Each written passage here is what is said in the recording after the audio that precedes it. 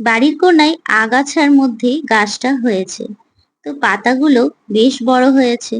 তখন মনে হলো অনেকদিন পাতার মধ্যে কোনো ডিজাইন করি না। আগে কিন্তু প্রায়শই সময় হাতে থাকলেই এইসব করতাম। আঁকুবুকি করতে বরাবরই আমার ভালো লাগে। আমি খুব একটা ভালো না পারলেও চেষ্টা করি। তো দেখো এখানে প্রথমেই কিন্তু আমি পেন্সিল দিয়ে এঁকে নিয়েছি। অনেকদিন পর করছি তো তাই। তো পেন্সিল দিয়ে করার পরে আমি শুরু করে দিয়েছি রং দিয়ে করা। ফার্স্টেই কিন্তু সাদা রং দিয়ে বর্ডারটা করে নিলাম।